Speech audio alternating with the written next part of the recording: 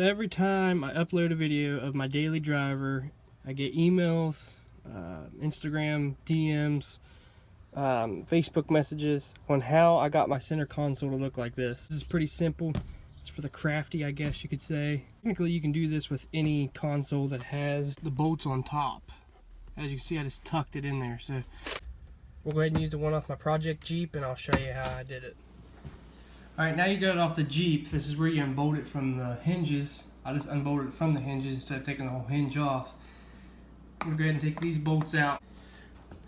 And by the way, if you guys know where there's a lid that latch is not broke off of it yet, let me know, because I'd love to have one, because every Jeep that I've ever owned, every Cherokee that is, that I've ever owned, the latch is busted off of it. People are rough on them. Like, people lay their hands on them and grab them, and I know the older ones are real bad about breaking off. The new ones are a little bit tougher. I did do the console swap in my 91, so it has the newer one in it. Then you just want to go ahead and you might have to get you a knife or something, a little screwdriver to pry up on this, because I think it is glued a little bit. Yeah. So basically you have a piece of plastic.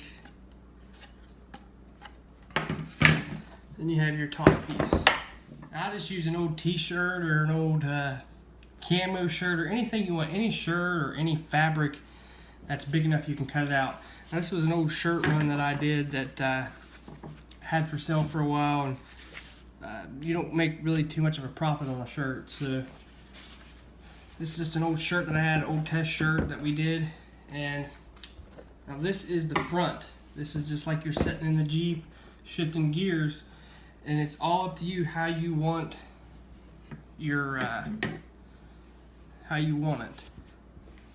I mean, is there going to be enough, or you can wrap it around there like this,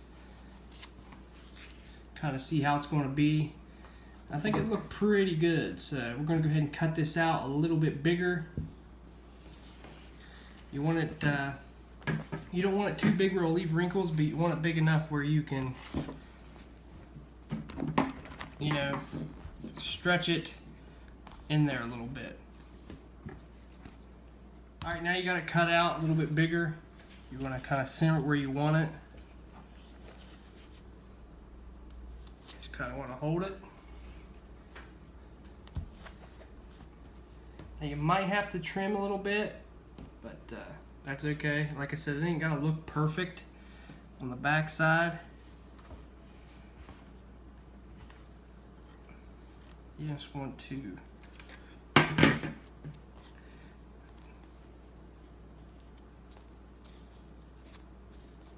and you want to start putting your screws in a little bit. And as you noticed, you tighten it up, it'll start tightening up a little bit. You don't want to tighten them down all the way. Just get them where it'll hold the fabric. And you'll have something a little baggy. If you have to, if you get it off centered, you could pull it this way just a little bit.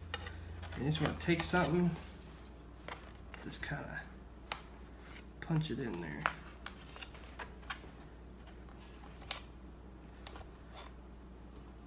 You should have something that looks a little like this. Just thought I'd demonstrate with this. I'll probably leave it on there for a little bit, just for the heck of it. You just got to make sure you get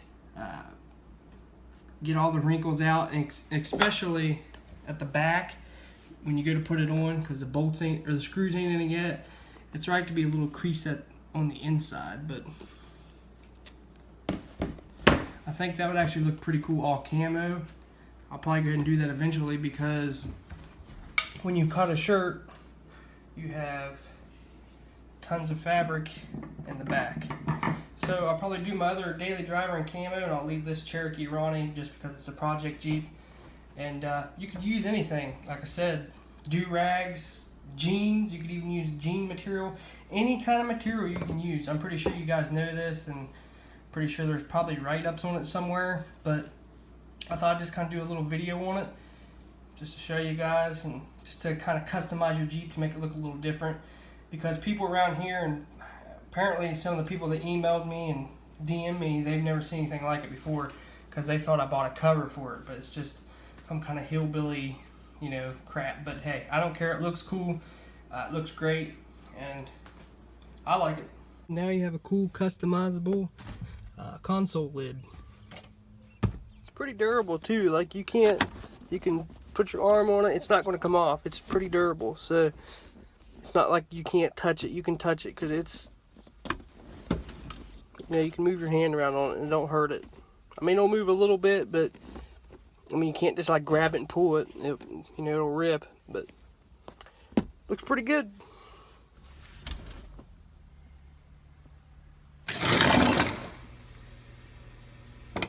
If you go off-road a lot, your door handle button will stick.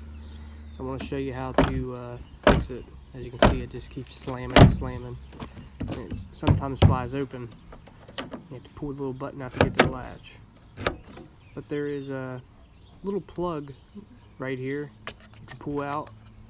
I have to get a screwdriver. And the mechanism is in there. I'm going to go ahead and get your favorite penetrating fluid. Go ahead and spray it back in there. Get it real nice and good. Keep spraying it. Then you want to spray it on the outside a little bit. Then it should shut. No problem, it should work.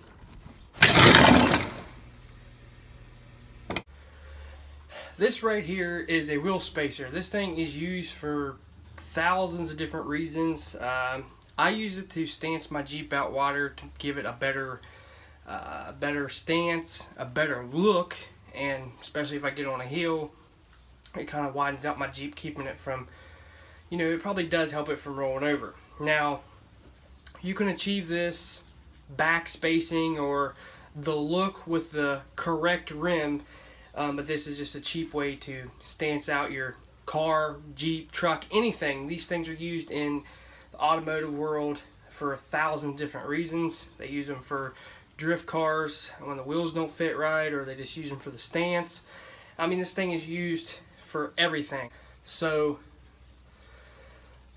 I'm trying to stay wide and low, but this is not a cheap wheel spacer.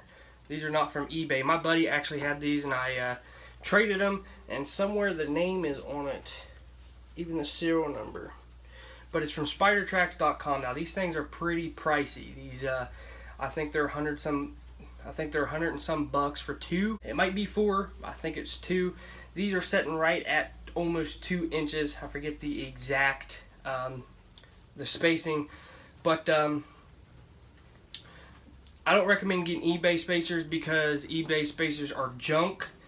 I've seen them, people get them, they put them on there and just, you know, they tighten them up right, they torque them right, and they bust.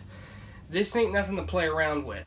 You don't want to buy a cheap set of these because you know, you're going to be hauling your family, your life. You don't want to cheap out on these because they could kill you. Your wheel could fly off. You could kill somebody else. You could wreck somebody else. So if you're going to run a wheel spacer like myself, make sure you get a good brand and a trusted brand everybody knows. Do some reviews. Yes, this one is dirty because I took it off. I'm just going to show you guys how to install them. You shouldn't have to change your wheel studs because this is just perfect. And they should come with nuts already on the spacer when you get it. That way, I've seen a lot of people make a lot of mistakes and use these to put the wheel on. These actually, the ones that come with it, actually go in here. So don't get them confused, because I've seen people put them on there and for some reason they put their lug nuts in here. I don't know. But let's go out to the Jeep and go ahead and put this bad boy back on. I was doing some brake maintenance, so I just went ahead and decided to show you guys how to put these on. My brake maintenance is done. Everything looks good, but make sure you support your Jeep with a jack stand, not just a jack. So we want to go ahead, put this on. As you can see, you want to check this fitment. The lugs are actually sunk back in there. They're not sticking out. And this is hub centric. You want to go ahead and get you some Loctite. Get the red. The last red Loctite that I had was in a blue bottle like this. I didn't pay attention and it says blue, but this will hold me over until I get to the parts store to get some red, but I recommend using red Loctite.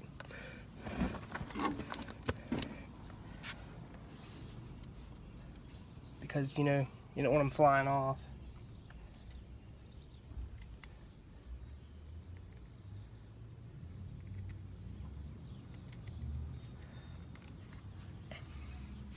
When you use the red, you just want to, you know, dab it on there. You don't want tons of it on there, because when you use the red, it's a little bit harder to get off. So you don't want to use something you can't get off, because red Loctite's really not meant to come back off.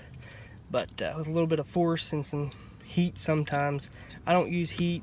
I usually just bust them loose. It's hard to do, but it can be done without heat, because all my other 3 have red Loctite, and I busted these off no problem. After you put all your lug nuts on, hand tighten where you can still move them. Go ahead and spin them on with a 4-way. Make sure it's up on the center of the hub.